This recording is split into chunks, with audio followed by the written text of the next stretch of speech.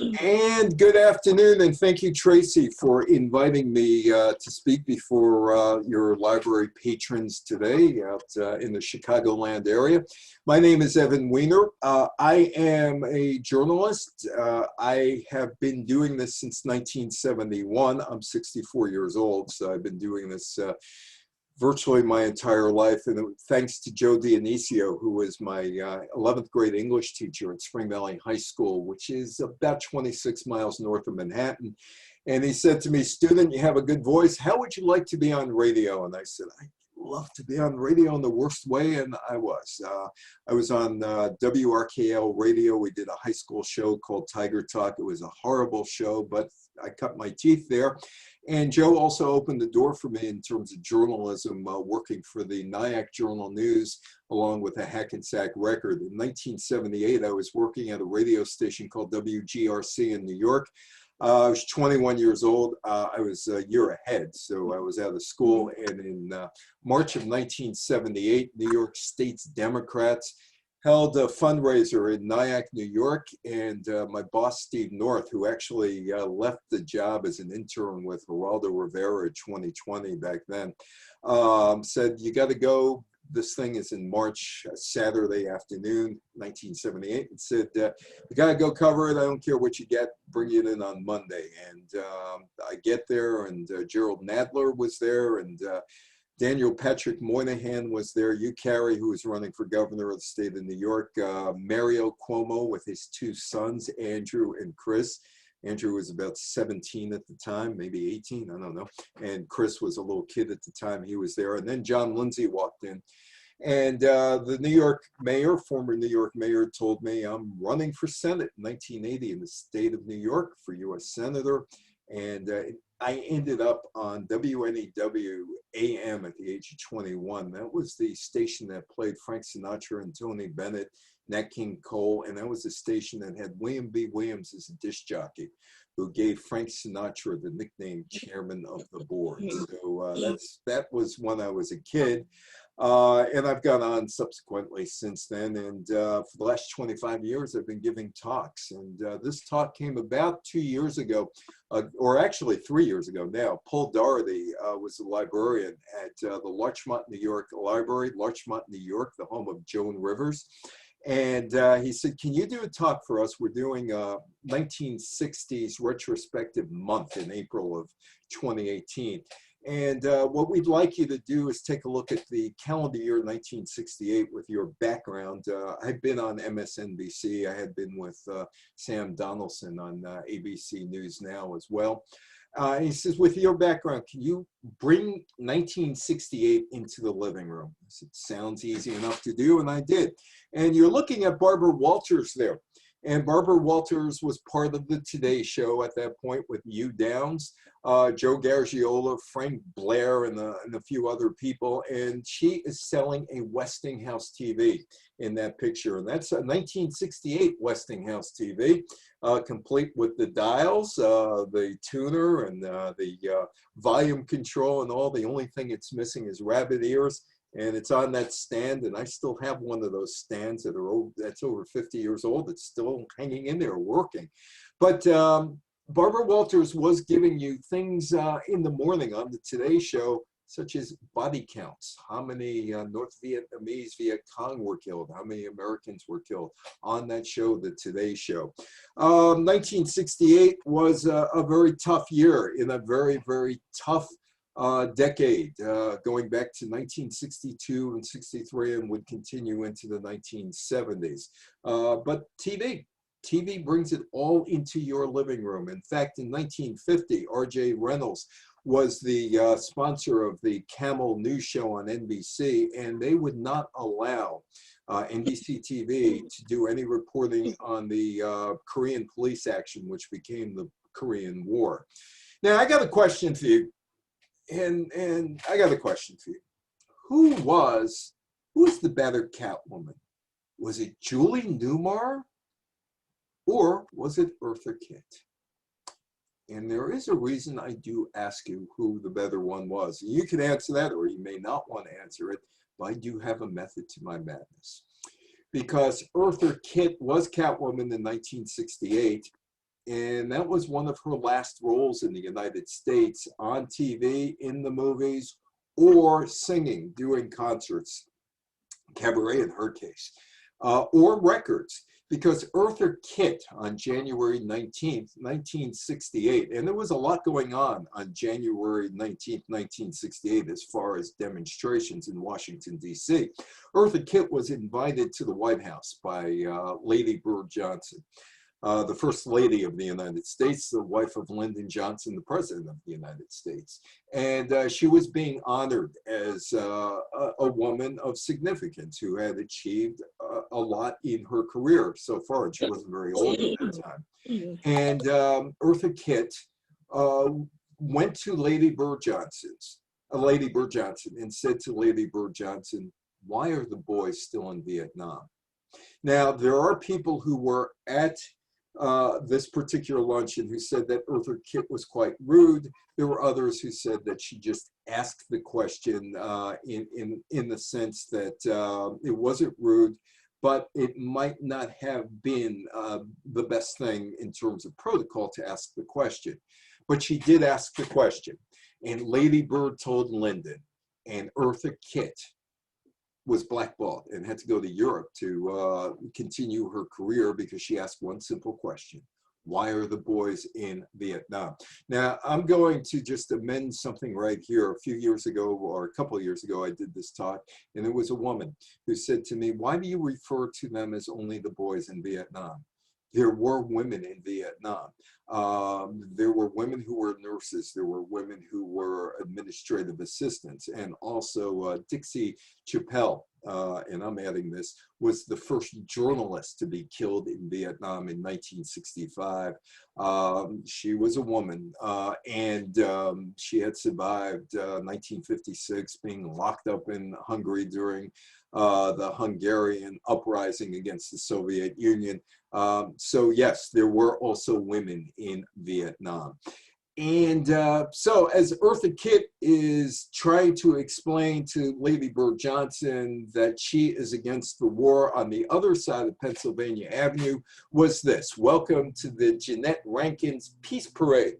End the war in Vietnam and the social crisis at home." The social crisis at home, well, that was the civil rights movement. Martin Luther King is still alive at this point, and also the burgeoning women's liberation movement, which was started by Betty Friedan with her book, The Feminine Mystique, which must be in the library, and the National Organization of Women, which she founded in 1966. The book, The Feminine Mystique, came out in 1963. So women's rights and the civil rights, well, we're part of the civil rights movement and women's awareness. And Jeanette Rankin, well, she was first elected to Congress in 1916.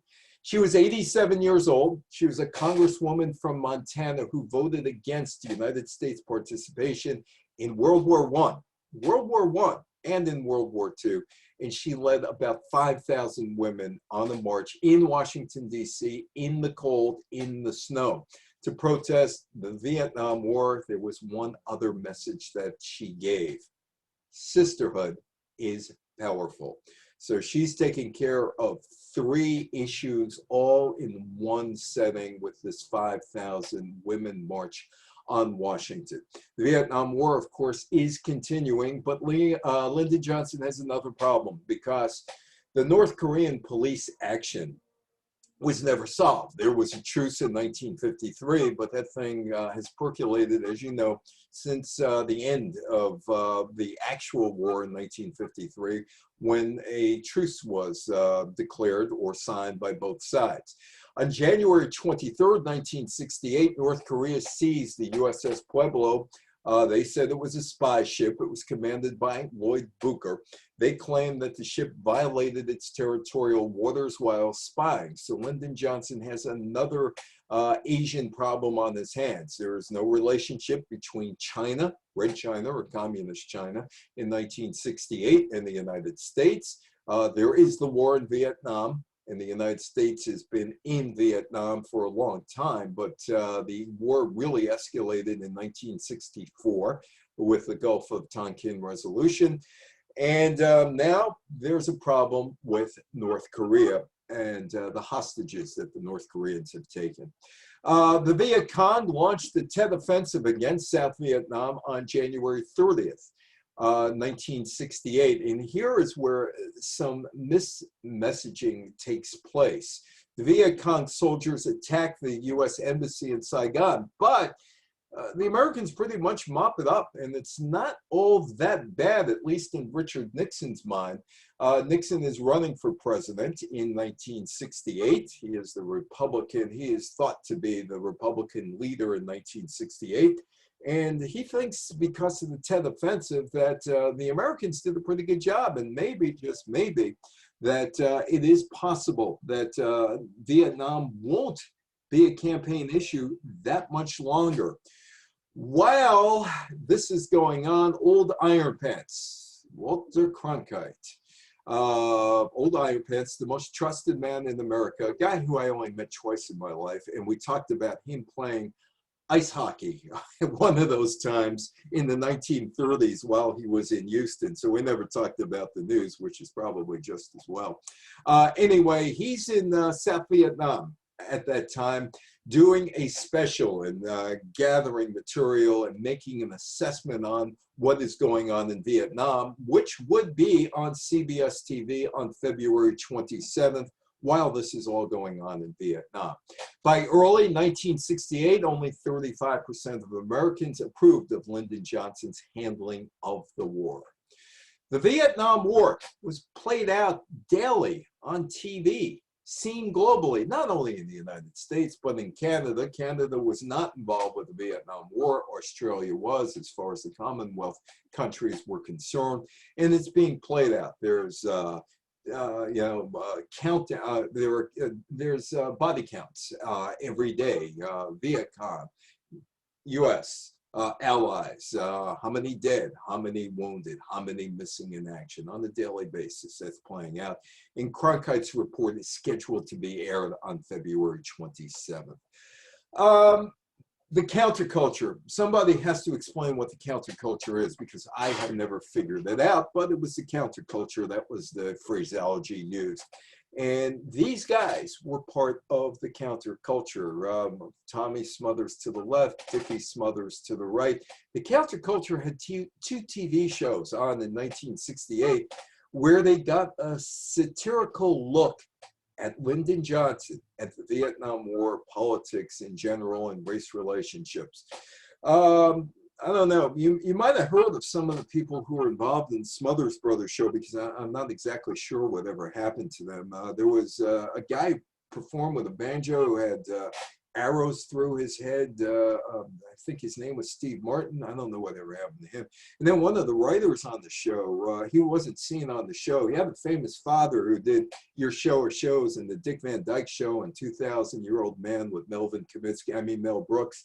And he went on to another show after this, and I think he played Meathead. Rob Reiner, and it was David Steinberg and all these other people who were around the show, and they were all young, and they were all against Vietnam. And these guys were brought in by CBS in 1967 because CBS had Red Skelton, who was old, Lucille Ball, who was old, Jack Benny was doing shows, he was old, Jackie Gleason was old, Gunsmoke, Miss Kitty wasn't Miss Kitty anymore, she was Old Lady Kitty on Gunsmoke. And so they were looking for a younger, hip audience in 1967, 1968, and they got a younger, hip audience. They never expected these guys to be what they became.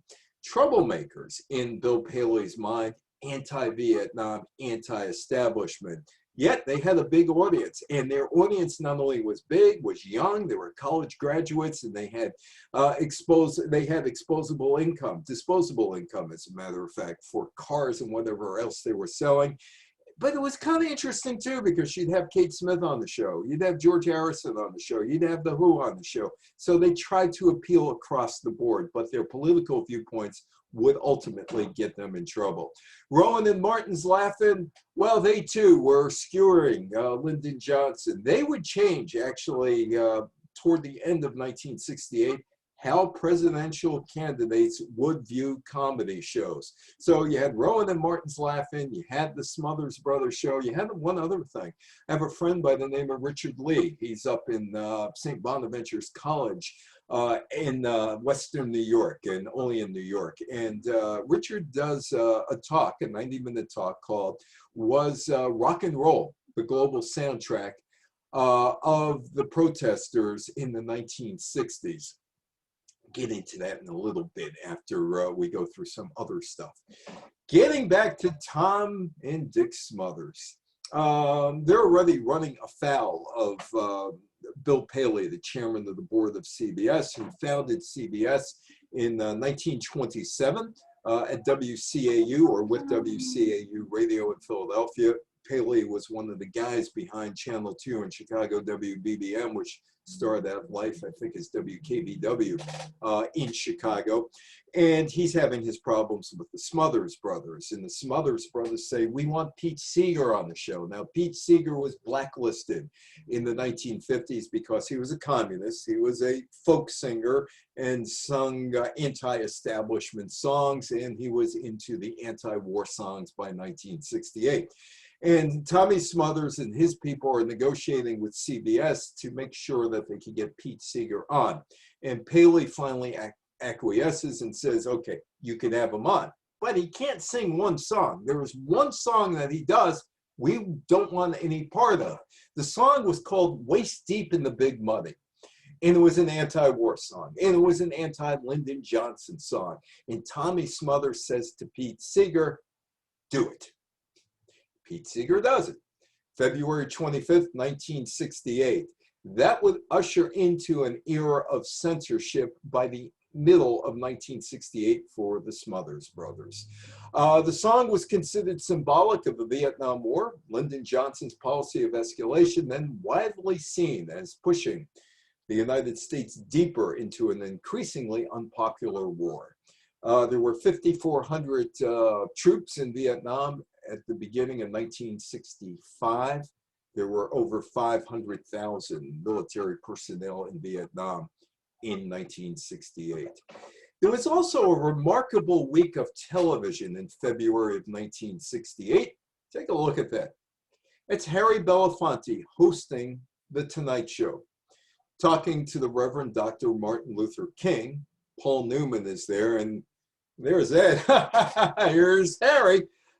Johnny Carson decided, Johnny Carson was never a comedian who wanted to get involved in political commentary or satire. That wasn't his, as they said in the 1960s, his bag. But he knew Harry Belafonte, and Carson was sensing something going on. Remember, the worst thing Johnny Carson ever said was in the mid-1970s, that there was a toilet paper shortage at his local Vons store in Los Angeles, which led to a run on toilet paper in the 1970s, one of those years, at supermarkets because Carson said so. But Carson didn't want to get involved, but he knew Harry Belafonte would and could. And in February of 1968, Carson sensed that there was a mood of swelling anger and division over race. He has been seeing what's going on since 1963, when television went to Birmingham, Alabama, and showed what was going on in terms of the protests and in terms of how police and locals handled those protests in 1963, which got John Kennedy's attention. So there's anger and division over race, over Vietnam. And so he says to Harry Belafonte, you have the show for 5 days. And the guest list from February 5th to February 9th, 1968 included Dionne Warwick, who sung the song Say a Little Prayer, which was about not pro-Vietnam, written by Burt Bacharach and Hal David. It was written in 1965, it came out in 1967. But it was about caring for this person who is serving in Vietnam, who might be I don't know, could be her husband, could be her brother, or somebody she knows. Aretha Franklin was on the show, the Reverend Dr. Martin Luther King Jr., Robert F. Kennedy, Lena Horne, Diane Carroll, the comedian Nipsey Russell, who marched with Martin Luther King in the South, Bill Cosby, Buffy St. Marie, Aaron Williams, and Freda Payne. And for 5 nights, there was just talk about what was going on in the United States. It was never duplicated, or has never been duplicated, certainly on the Tonight Show or any other show. It would be one of those moments in TV that you really don't see, that where people can come on and talk about what is going on without any filters and without any moderators. And that was in February of 1968. On the 27th of February was the report from Vietnam. And that allegedly played a major role in turning Americans against the war and inducing Lyndon Johnson to abandon his reelection campaign. In 1968, the segregationist George Wallace was running for president. The Dove candidate, the anti-war candidate Eugene McCarthy, was running for candidate against Johnson Democratic primary. Robert Kennedy is not involved as of yet, as of February 27th, in running for president. And it's pretty much a foregone conclusion that Nixon is going to be running as the Republican nominee. Now, a little bit about my background. In New York, I covered sports and news. And in the 1980s, Richard Nixon reemerges out of his exile, or emerges out of his exile in about 1985. And he does so by being the arbitrator in the umpires dispute with Major League Baseball owners. With that, he is welcomed back into proper society. So I got to hang around Nixon a little bit in 1985, 1986, 1987, 88. And he even knew my first name. And he told me, I called him Mr. President one day. He said, no, call me Dick. Call me Dick.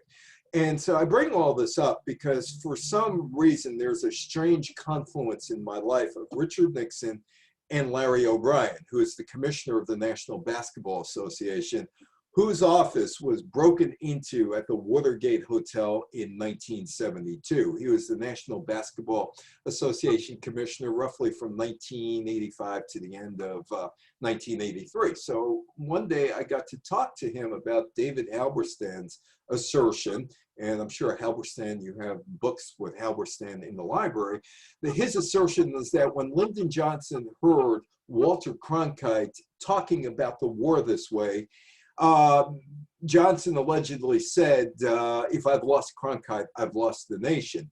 And I asked Larry O'Brien, who served in as a member of the so-called Boston Mafia for John F. Kennedy with Powers and Kenny O'Donnell. Pierre Salinger was in there for some reason, and he wasn't Irish. The Irish Boston Mafia, O'Donnell, Powers, O'Brien, Salinger, and Sorensen, who wrote Profiles in Courage. Kennedy didn't write that. Ted Sorensen wrote that, but he wasn't Irish either. But anyway, I asked Larry O'Brien one day, because we had a lot of time when I covered the NBA and I covered labor disputes and all that other stuff. I said, what Halberstam said, was that true or not? He said, no, nobody was going to push Lyndon Johnson to abandon his campaign because he was on TV, except Lyndon Johnson was watching TV, as I will tell you in a few minutes. And there is Lyndon Johnson, and Robert Kennedy would join the race on March 16th, 17th, 1968. Nixon is in Oregon, where the Republican primary was. And Nixon is told Robert Kennedy is entering the race, and he says, those Kennedys, I don't like them. Something always strange happens when they're around. Remember what Nixon said.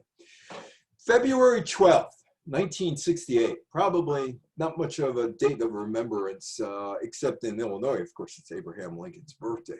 But for the most part, it would be an inconsequential date in American history, February 12th, 1968. However, the Memphis sanitation strike starts on February 12th, 1968. It would be a strike that would last until April 16th. Another part of the puzzle of 1968. March 17th, there's a demonstration in London against the United States involvement in Vietnam.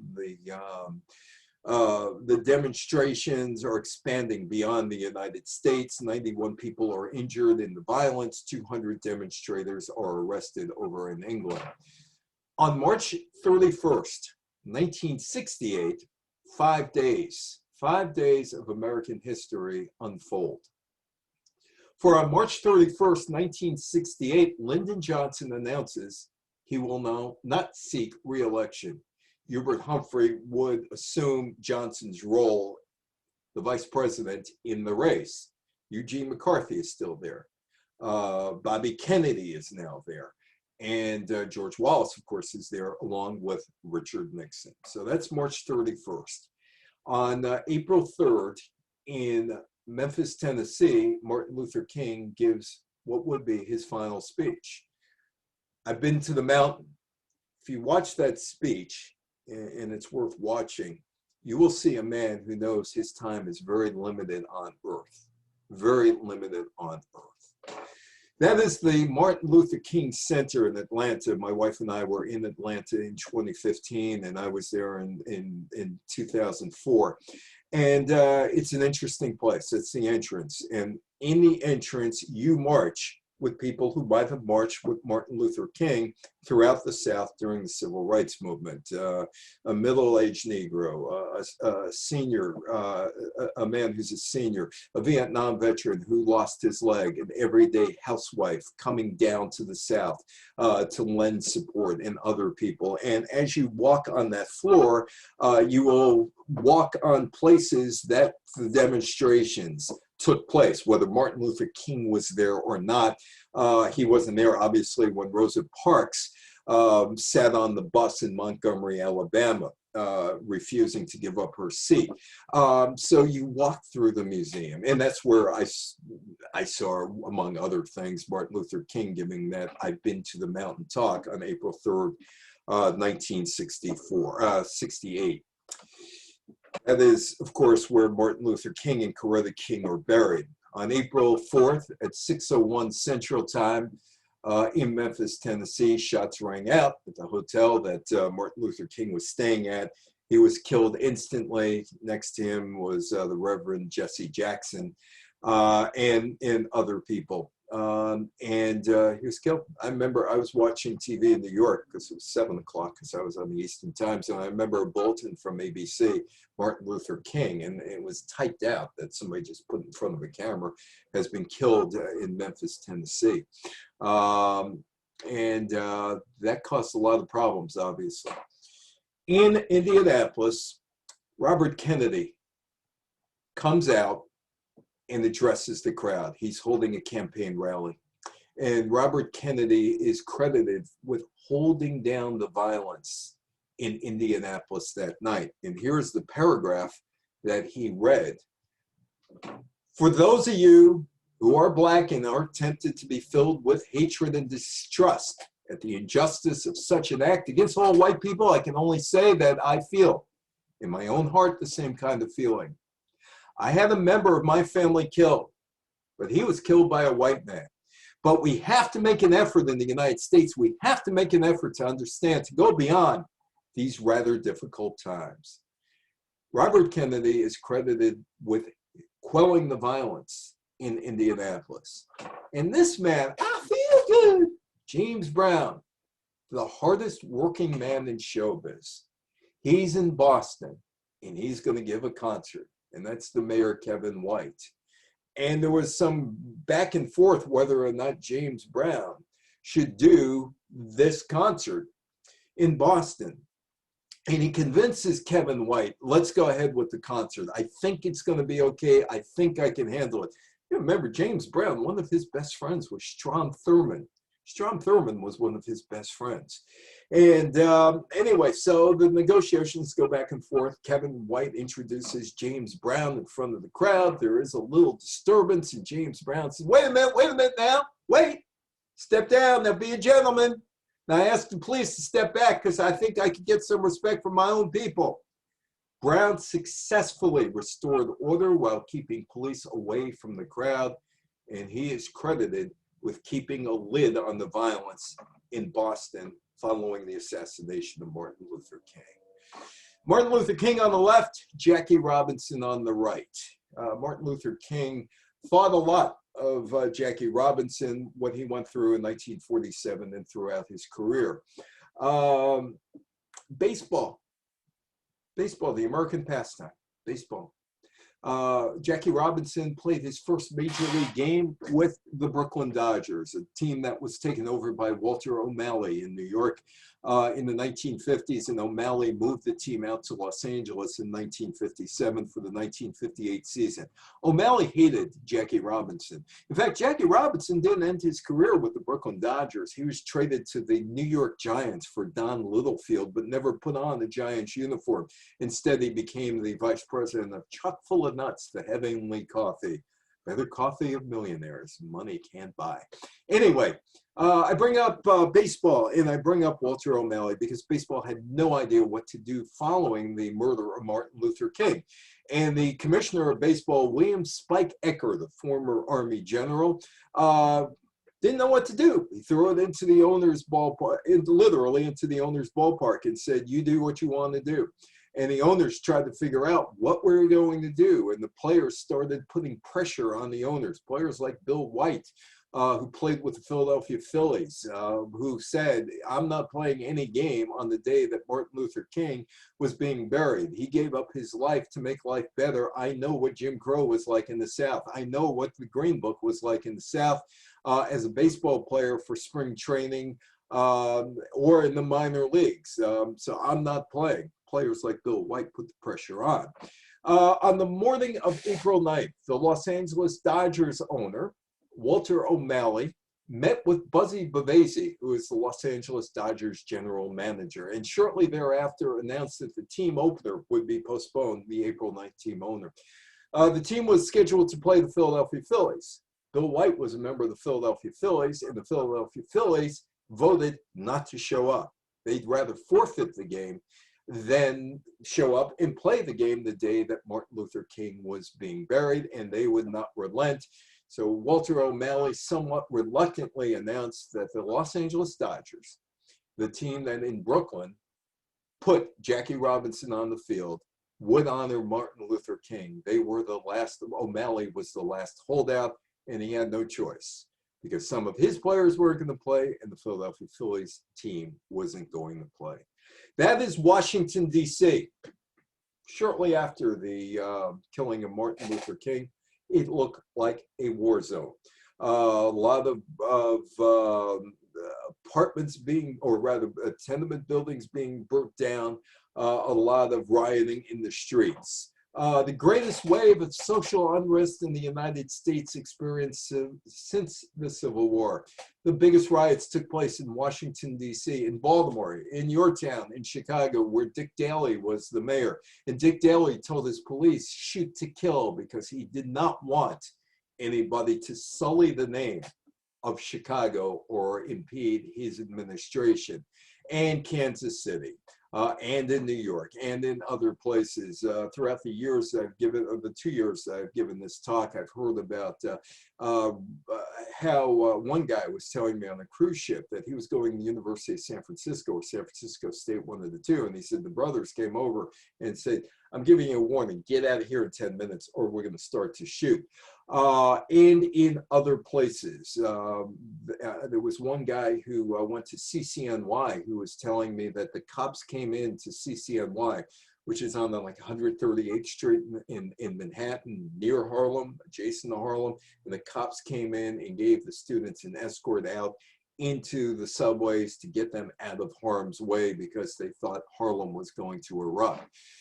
Through it all, Lyndon Johnson signed another Civil Rights Act in 1968, April of 1968, which effectively prohibited housing discrimination based on race, which meant if you were a real estate developer or real estate agent, you had to take an African-American, or in those days, a black couple or a black person to see the same residence or the same property that you were planning to sell to a white person, and you could not charge a different price. You could not hike the price, or you would violate that particular Civil Rights Act, which was passed in 1968.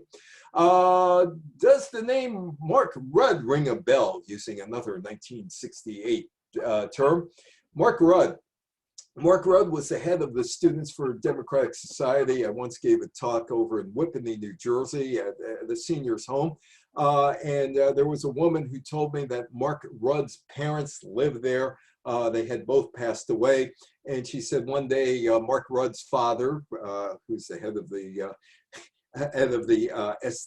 SDS, Mark Rudd led the protesters at Columbia University, April 23rd through 30th, 1968, closing it down. And she said that Mark Rudd's father said, Mark calls him, he's all excited. He says, we're going to take the Treasury building. He said, what for? Give it back. They don't do anything anyway.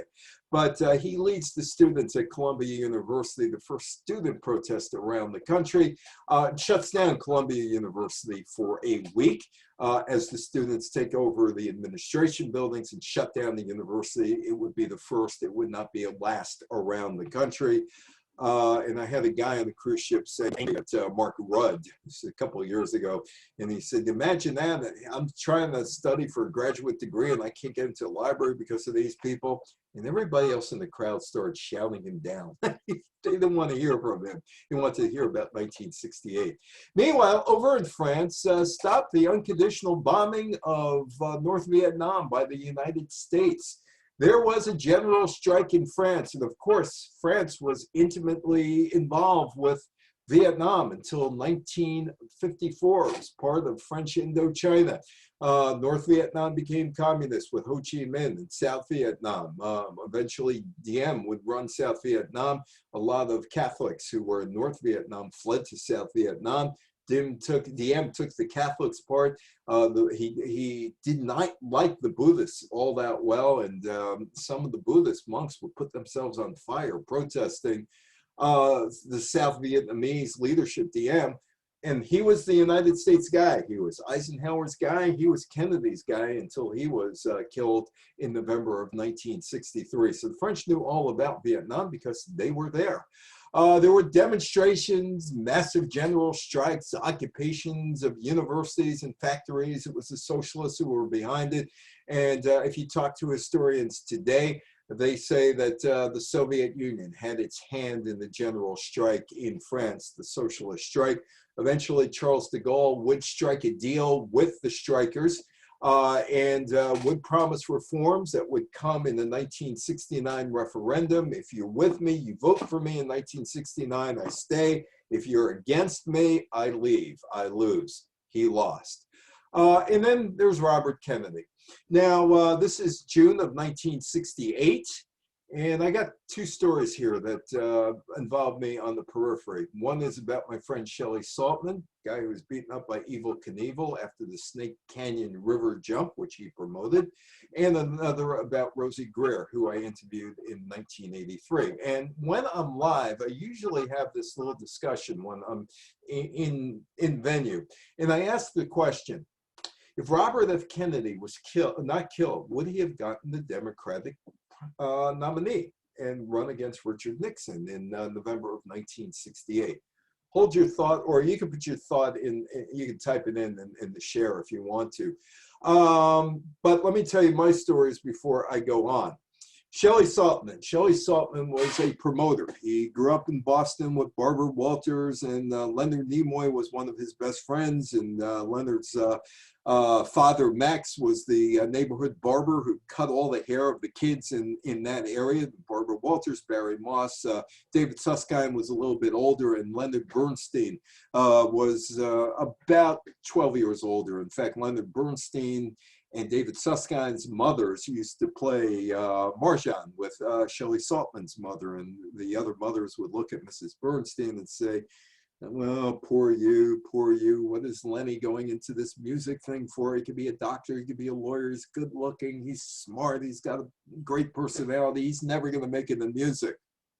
They were wrong, he was right. Anyway, Shelley was promoting golf tournaments at that time, and he was also a part owner of the Phoenix Suns basketball team at that time.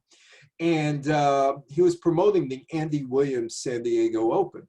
And he was friendly with, well, Andy Williams was his client. And Andy calls him and he says, listen, I need a space somewhere. And they were in Los Angeles. I need a space somewhere in LA where Bobby needs some quiet time, where nobody's going to bother him. And Shelley said, and Shelley knew Ted Kennedy because they were up in Boston, and Shelley's born in 31, Ted Kennedy in 32, and he knew it. Anyway, he said, well, use my office. I'm going up to Denver. You know my secretary, obviously. Bring Bobby with you and just use my office. And Bobby Kennedy wrote the last two speeches of his life at Shelley's desk, one for winning and one for losing. Andy Williams. The other guy I knew or interviewed was Rosie Greer, and I'll get to the Rosie Greer story after I get to this part of the story. I guess I get to that part of the story with Bobby Kennedy. Sorry about that. Anyway, Bobby Kennedy's in the Ambassador Hotel. He wins the California primary, and he's giving his victory speech, which he wrote at Shelley's desk, and it's on to the next place. And somewhere in the Ambassador Hotel, now I've covered political events in my life, and I do know this. Politicians never go into the crowd because they never get out of the crowd. They always leave through a kitchen or through another back exit so they could get out of the way and they could get to a back elevator, which is, you know, the kitchen or whatever, and get on their way and out of the way. That's standard procedure. Somehow, Sirhan gets there. And you know the story, he shoots Bobby Kennedy. Now, Bobby Kennedy's two bodyguards were Rosie Greer, who played with the New York Giants, who played with the Los Angeles Rams, about 6'5", 300 pounds, huge, huge mountain of a man. And the other was Rayford Johnson. He didn't have Secret Service protection. Rayford Johnson was an Olympic decathlon athlete, another big guy. And Bobby Kennedy wasn't that big from what I was told, maybe 5'7", maybe 5'8". So these guys, theoretically, they're so big, would camouflage him while he's walking around. And they were the bodyguards in California as he was campaigning there. So he walks through the pantry and Rosie Greer's with him and Rayford Johnson with him. And I said, now this is about 15 years afterwards. Rosie Greer is doing a promotion. He was a knitter. He knitted a lot of stuff and he put out a book on knitting. So he's trying to sell the book. And as a reporter, sometimes to get to what you want, the real story, you have to go along because there's a PR guy there and the PR guy wants to make sure that you're selling the book, even though the PR guy knows that you aren't there for the book, that you're there to ask something else. But anyway, so I do the stuff about knitting and I said, Rosie, I got to ask you a question about something else. He said, yeah, she go ahead. I said, what possessed you to knock the gun out of Sirhan's hand? And he paused for a second. He said, I have no idea. It was just a reaction. And he's lived with the guilt, as has Rayford, for 52 years now, of not being able to be in the right spot to have protected Robert Kennedy's life. And they live with that guilt, as were others. In fact, the waiter who was holding Bobby Kennedy's head up just passed away in the last year or two in that famous picture. Now, the question is, would Bobby Kennedy have gotten the Democratic nod to run for president? And the answer to that is probably not. And here's the reason why. Hubert Humphrey was Johnson's guy. Robert Kennedy, from what I've been told over the years, was planning a 1972 run. And this was just a dry run. Bobby Kennedy came into the race in March. He had no infrastructure, really. He had very few people. In fact, I'll tell you some of the people he had with him. Jerry Springer. Now, you may laugh at Jerry Springer today because of that show that Jerry did.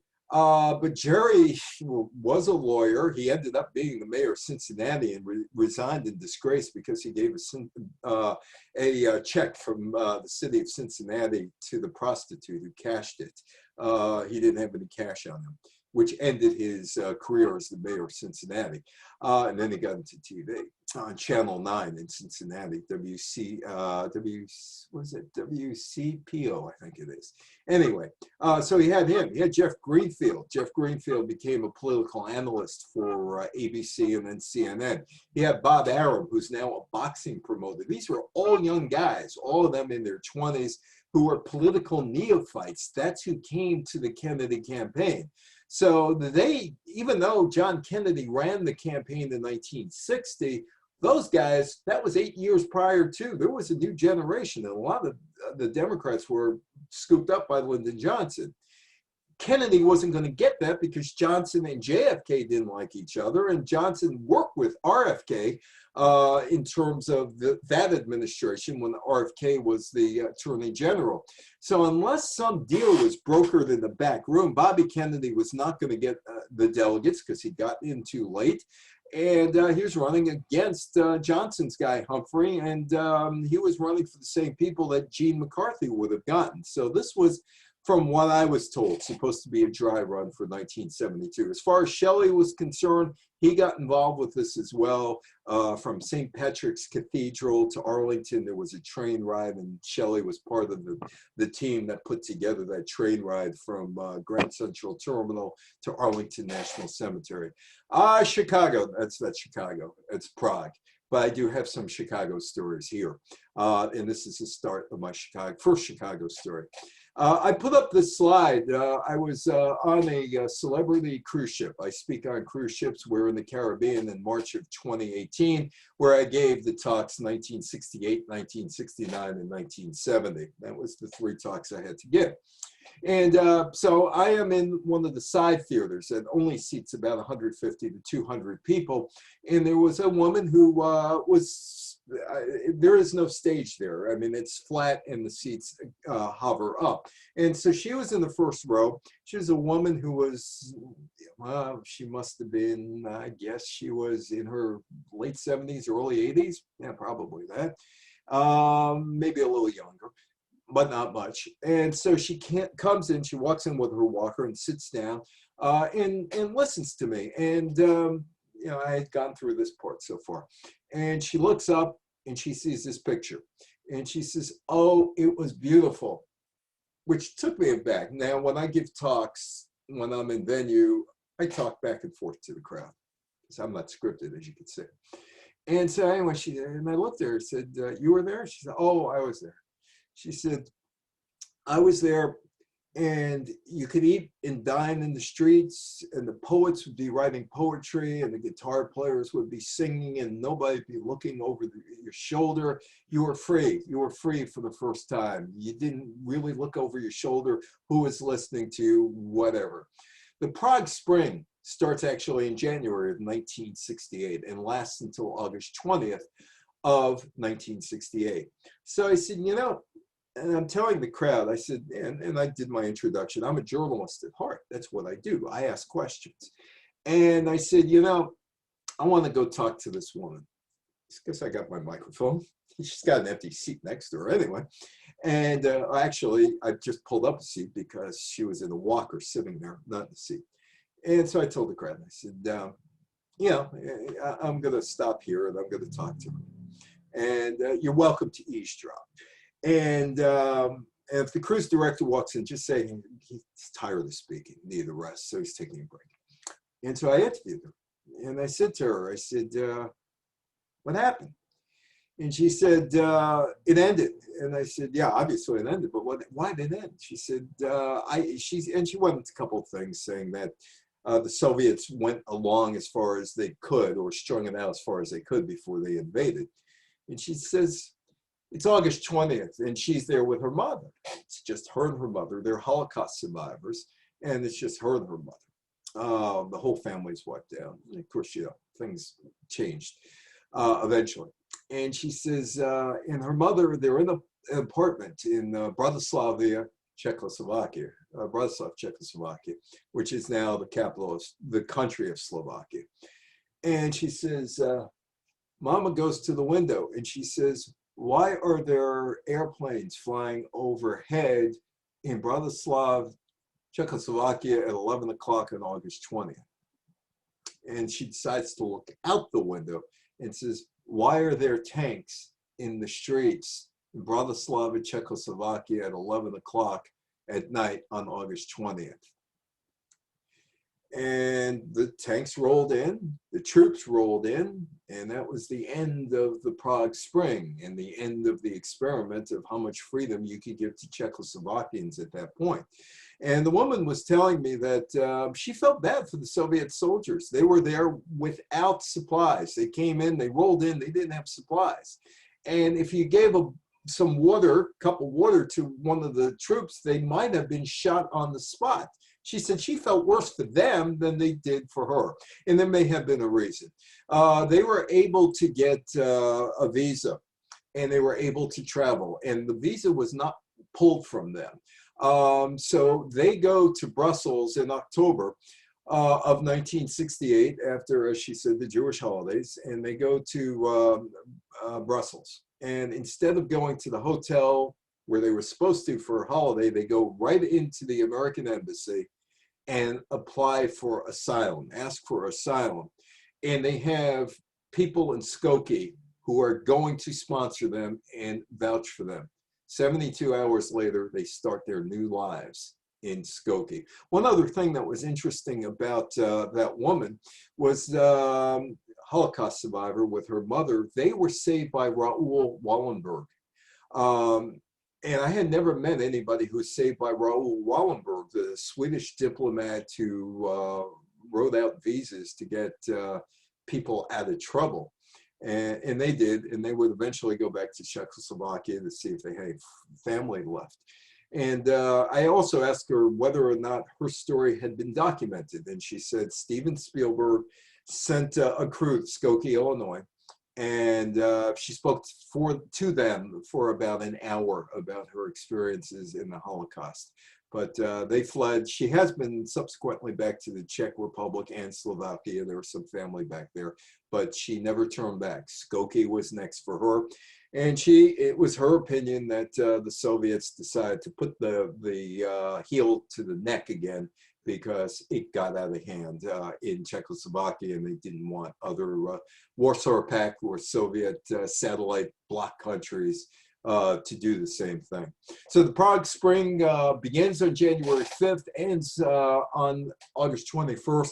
Alexander Dubček was the first secretary of the Communist Party. He would last until 1969 when he was thrown out. And he would die under mysterious circumstances many, many years later. Pol Pot in Cambodia, the killing fields. You probably have the book in the library about the killing fields. The Khmer Rouge starts in Cambodia in 1968, launched an insurgency across Cambodia. Vietnam provided shelter and weapons to the Khmer Rouge. And of course, in 1970, the United States would have an action in Cambodia, which would lead to demonstrations on campuses and killings at Kent State, killings at Jackson State, and woundings, and along with incidences at the University of New Mexico, and in the streets in Buffalo, and in the streets of Lower Manhattan, and all around the country in 1970. But Cambodia provided aid to North Vietnam in 1970, but North Vietnam helped them out in 1968. Now, getting back to my friend Richard Lee up at St. Bonaventure's University in Western New York, in Olean, New York. And his talk, rock being the global soundtrack during the war years. Rock wasn't the global soundtrack. It was the folkies. It was Pete Seeger. It was Peter, Paul, and Mary. It was Tom Paxton.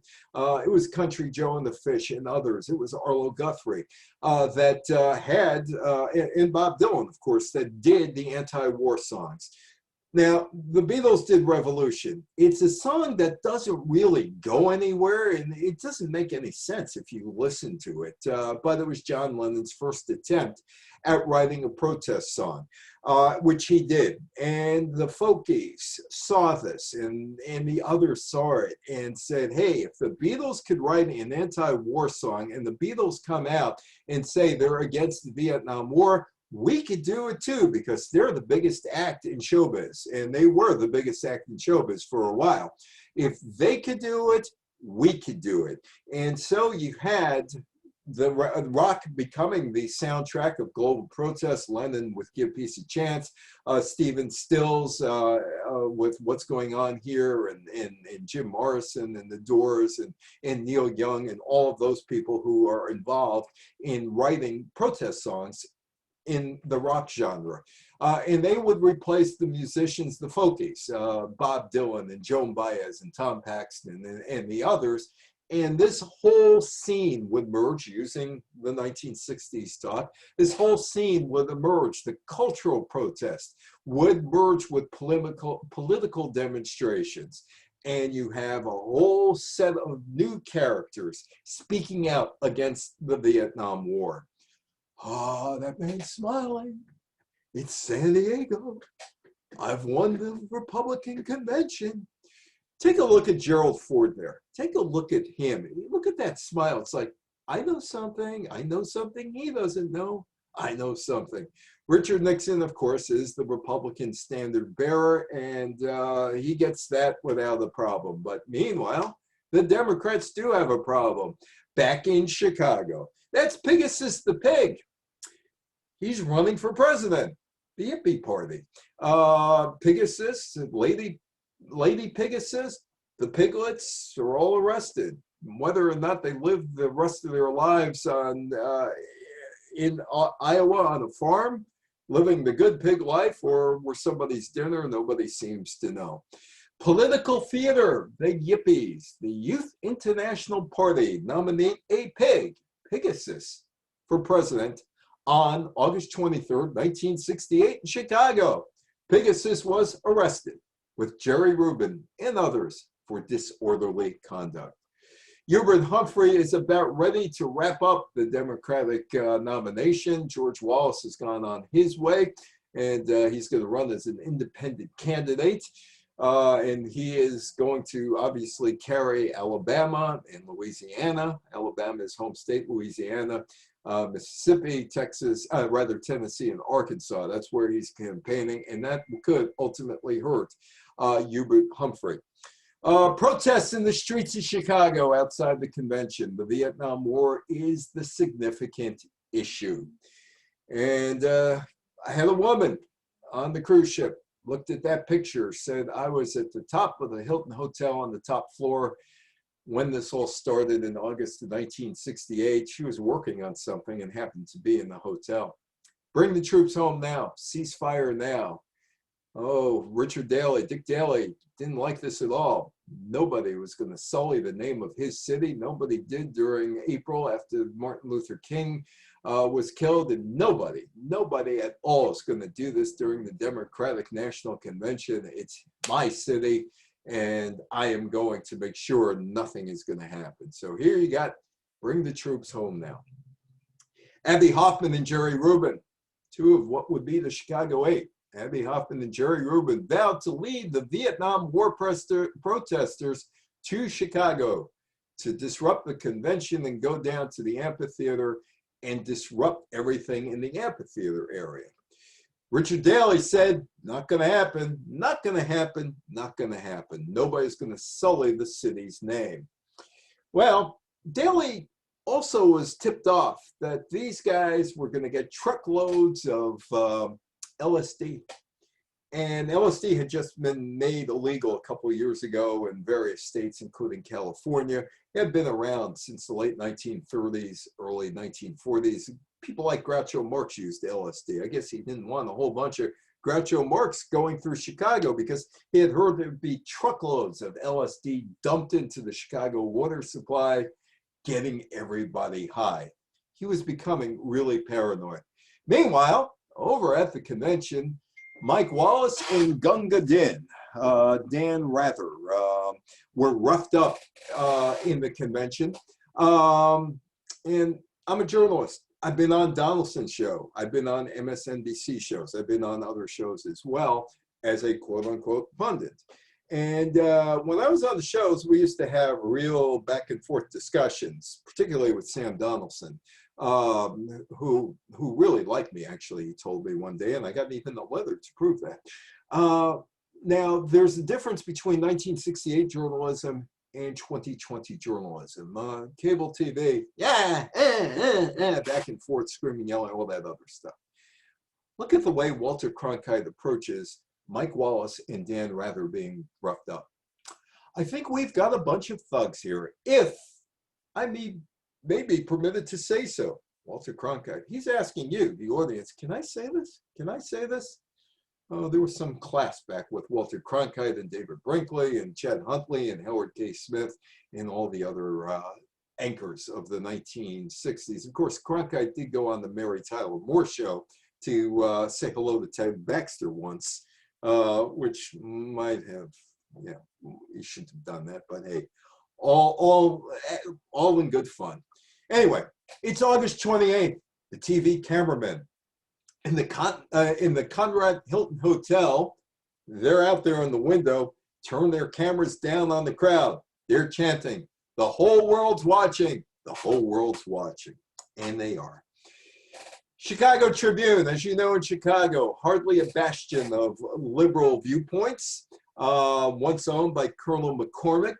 Colonel McCormick, a member of the America First Committee back in the late 30s until the start of the World War II. This was their editorial. Many convention visitors were appalled at what they considered unnatural enthusiasm of the police for the job of arresting demonstrators. Oh, there he is. There's Dick Daley. Only a mother could like that face. Only a mother could like that face. Look at him. And he's giving the cutthroat sign to Abraham Rubikoff, who is the senator from Connecticut. Rubikoff is telling the convention people that he doesn't approve of Dick Daley's Gestapo tactics. Daley did everything he could to curtail the voices of those who were speaking out against the Vietnam War. The Chicago Eight, Abby Hoffman, Tom Hayden, David Dellinger, Rennie Davis, John Foynes, Jerry Rubin, Lee Weiner, no relation, Bobby Seale. That would eventually become the Chicago Seven because Bobby Seale and his courtroom antics and was taken out of that case. Eventually, they would all be convicted of, not five of them would be convicted of conspiracy to cross state lines for rioting, and they would have their verdicts in 1971 overturned. February of 75 of the remaining 7 Chicago conspirators were convicted of intent to incite a riot, crossing state lines. The convictions overturned in 1971. Now, when I am in a venue, I ask this question about women's liberation, particularly people of a certain age. How many of you burned your bras? Well, some of the answers that I got included this from a woman in Teaneck, New Jersey. Are you crazy? Are you crazy? Do you know how much those things cost? And do you know how difficult it is to find one that fits correctly? You're a man, you wouldn't know. And others have answered me. One woman said it really didn't matter. Another woman said I never burnt one because I never had one. But I asked that question for a reason, because it was an effective marketing campaign that was conducted by Betty Friedan and the National Organization of Women. The bra burning and burning your bras, because it got men's attention. Didn't get men's attention for the reason that they wanted. They knew they would get men's attention if they asked that question, and then maybe get them interested in their plight. This is New York City on August 22nd, 1968. The New York radical women invited women of every political persuasion to the Atlantic City Boardwalk on September 7th, the day of the Miss America contest. Bert Parks, there she is, Miss America. People I know in Greenwich, Connecticut, which is 15 minutes away from here where Bert Parks lives, said Bert was one of the nicest guys you'd ever want to meet, Bert Parks. Anyway, they would protest the image of Miss America, an image that oppresses women in every area in which it purports to represent us. The protest would feature a freedom trash can into which women could throw all the physical manifestations of women's oppression, such as bras, girdles, curlers, false eyelashes, wigs, and representative issues of Cosmopolitan's Ladies' Home Journal, Family Circle, etc. And there is Atlantic City, and if you notice, ABC sent a woman out to interview people who are throwing their things that they think oppress them into what would be the freedom trash can, and you could burn your bra. Take a look at the woman behind the ABC reporter wearing a dress, and the bra on the outside of her dress. She obviously would be one of those who's going to throw their stuff into the freedom trash can, the burn your bra movement. And it worked. It was a very effective marketing ploy. It got people's attention. And then the protest at Miss America. The protest didn't change the Miss America pageant. You know, the Miss America pageant fired Burt Parks. They fired him. They brought somebody else in. It was never the same. In fact, Johnny Carson used to go on tirades, rehire Burt Parks. Okay, so those protests in Atlantic City didn't change the Miss America pageant, but they introduced feminism into mainstream consciousness and expanded the national conversation about the rights and liberation of women, women's rights, particularly in education. Civil Rights Act in 1964 did not give women equal rights in colleges. Never did. Didn't do it. That would happen in 1972. So you may laugh or you may get upset about, did you burn your bra? It was a really effective public relations tool. Why is this man laughing? Remember I told you about Rowan and Martin changing things? Well, they did. They invited you onto the set. And of course, the catchphrase then was, "Sock it to me?" Richard Nixon said those 4 words, "Sock it to me," on the Rowan and Martin show. And it changes perception of candidates. Now, this is a guy who I knew had no sense of humor, absolutely no sense of humor. He's not a good people person either. Call me Dick. But yet, in 1960, because of his appearance on the JFK, the first one, the Chicago debate with JFK, where he looked like he walked off a New York City subway on July 23rd at 5 o'clock in the afternoon, crumpled clothes, 5 o'clock shadow, all that other stuff. Visual became important. They didn't know it. Kennedy's father ran the studio. He matched his suit to the wall where they were having the debate. He gets on, "Sock it to me." He allows Bill Clinton to play the saxophone on Arsenio Hall. It allows Schwarzenegger to go on Jay Leno to announce that he's running for governor of California. No more formal announcements needed, right? Or acting stuffy. Didn't have to do it anymore. And the guy who is devoid of that kind of personality, Richard Nixon, does he look presidential during a debate? Does he have a sense of humor? Thank you, Richard Nixon, 1968. Smothers Brothers are in trouble. Because of Pete Seeger and others, they have to submit their shows on tape 10 days in advance so the censors could thoroughly vet them. They have Harry Belafonte as their guest on the first show of the 1968 season. He's singing one of his protest songs. I think it was "Don't Stop the Rain." And CBS cuts it out. Instead, they put on 4.5 minutes of ads for Richard Nixon. 4.5 minutes of Richard Nixon ads instead of Harry Belafonte. Kind of tells the Smothers Brothers, you might not be long for this world on TV. Pat Paulson was on that show. I used to send for his editorials in self-addressed stamped envelope. I don't know whatever happened to the editorials, but he was just hanging around. They hired him as their editorialist. He had a deadpan delivery, double talk comments, days of the issues, and he's very successful at doing that for his career. He also ran for president in 72, 76, 80, 84, 88. Jose Feliciano up in Detroit before Game 5 of the World Series between the St. Louis Cardinals. I don't know if I'm allowed to say the St. Louis Cardinals in Chicago, am I? Well, anyway, because that's your dreaded rival, right? Anyway, Jose Feliciano singing the national anthem. His big hit was "Light My Fire," "Baby Light My Fire" that year. Look at the guys behind them. They look like they were at a VFW dance that night. And there's Jose Feliciano. He was about 23, 24 years old at the time, long hair, the glasses. Nobody ever explained that Jose Feliciano was blind. The guitar, and of course, you don't see the guide dog with him at that point. He was selected by the Detroit Tigers announcer, Ernie Harwell, who was a jazz guy. They said to Harwell, who do you think we should sing before Game 5? He suggested Jose Feliciano. Jose Feliciano sung the national anthem a bit differently. He was from Puerto Rico. He sang it with a Latin jazz twist. The audience at Tiger Stadium responded with both cheers and boos. There were irate callers to the switchboard at Tiger Stadium, along with NBC, was doing the game. People were irate about Feliciano's version of the national anthem, saying, how could you have a foreigner sing something sound that unpatriotic? Feliciano was an American from Puerto Rico. In Mexico City, the Olympics are taking place toward the end of October. But prior to the Olympics, there were demonstrations in Mexico City.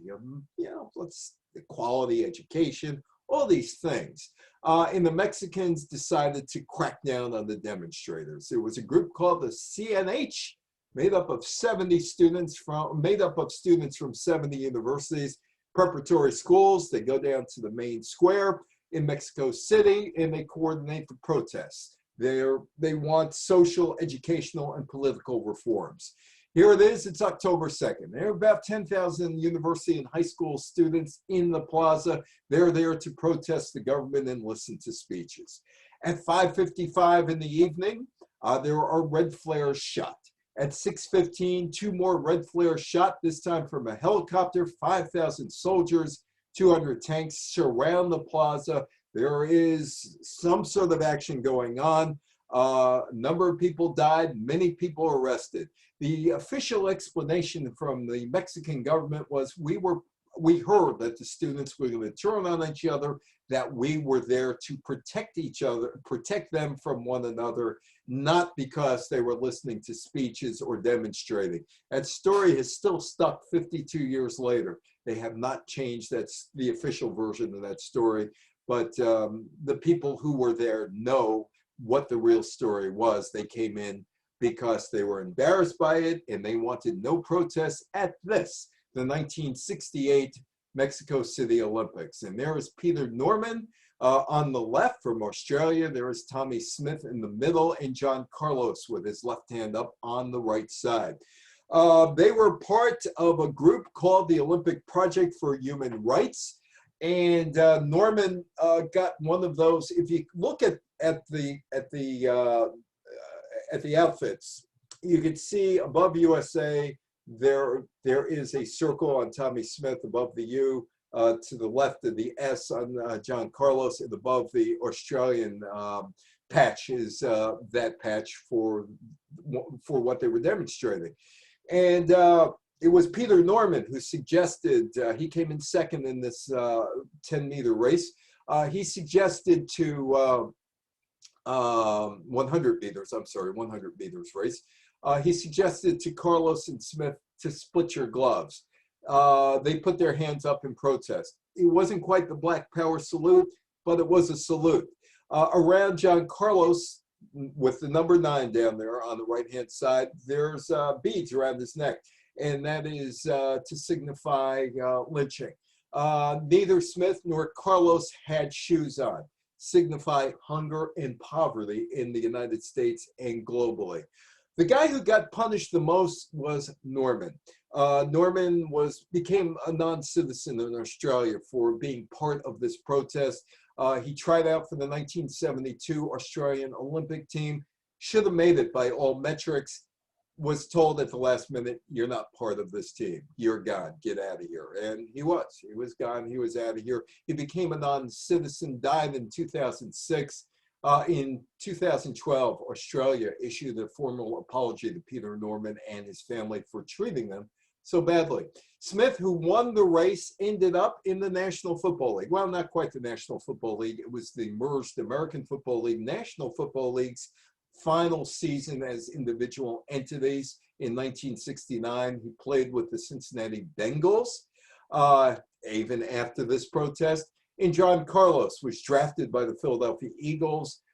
He had a knee injury. He went up to Canada, but really couldn't play because of the knee injury. Smith and Carlos became educators. They are still around today. Norman passed away. Smith these days said that he didn't do anything other than a protest during the national anthem, didn't bother anybody. That was his protest. They were not thrown out of, well, they did not lose their medals. They were thrown out of the Olympic Village. A guy by the name of Brett Musburger, who was writing for the Chicago American at that point, called them brown-skinned stormtroopers. Musburger with an incredible op-ed piece. He cannot, Carlos has confronted him over the years, and he runs the other way, wanting to know why he wrote this op-ed piece, or he actually was a sports columnist with the Chicago American at the time. He refuses to be in the same space as Carlos. Smith and Carlos ended up being educators, and there was recently, they were honored at the United States Olympic Committee with statues, with those poses for their actions in 1968. In November of 1968, of course, Elvis wasn't elected president. Richard Nixon was elected president. Pledges unity. Winning is more fun, said the tearful Hubert Humphrey. Goes back to Minnesota. Nothing changes. Ottawa worried about Nixon's policy could hit us in the pocket. You know, differentiation of currency, taxes, et cetera, and they're still fighting over it now. Humphrey lost. Well, some of the analysis was he wouldn't break with Lyndon Johnson until the end of the campaign for his support the war in Vietnam. George Wallace was a factor because he got all the electoral votes in Tennessee and Arkansas and Alabama, Mississippi, and Louisiana, taking away from Hubert Humphrey.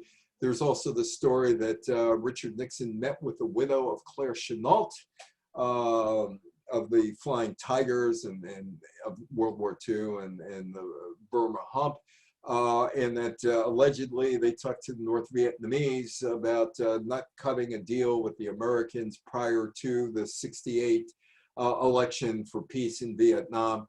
Nixon told Johnson he never did it, and it's a story that's out there, whether it can be confirmed or not now, 52 years later, because most of these people were in their 50s at that point. Hard to do. Oh, thank you very much. Thank you very much for attending my show tonight. Elvis, I'm still in the building. He's left the building.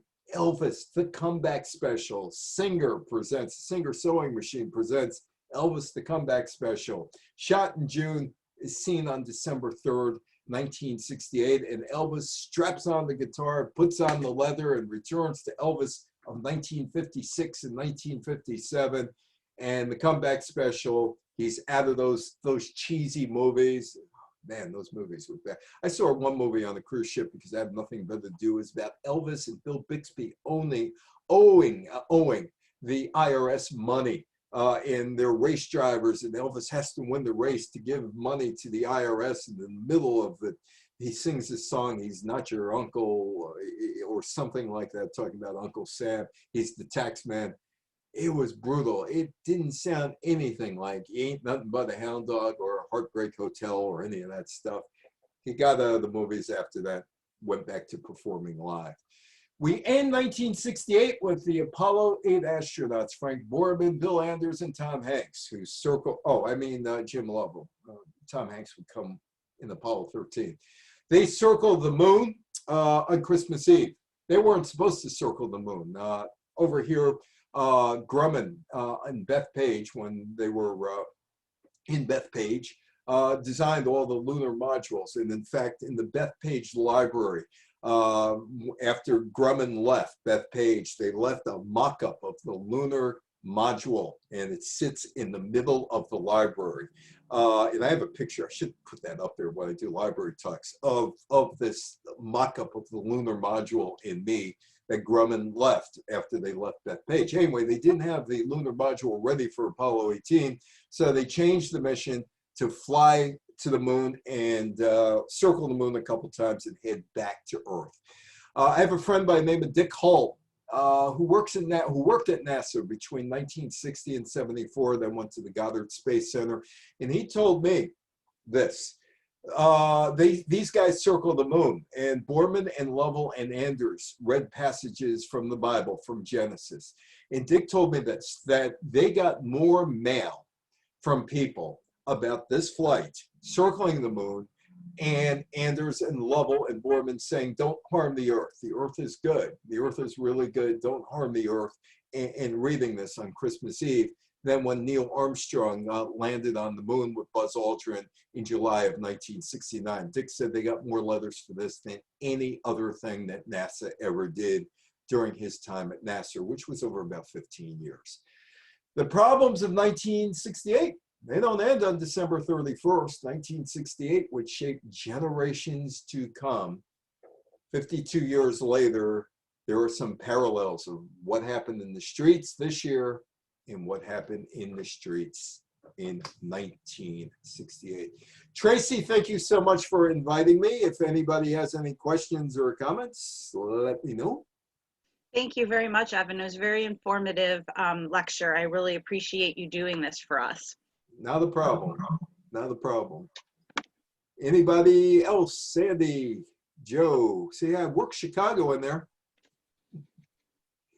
Work Chicago in there. Well, Tracy, thank you again for inviting me. If we have no questions or comments, I am going to record this, so you will have it for your YouTube channel.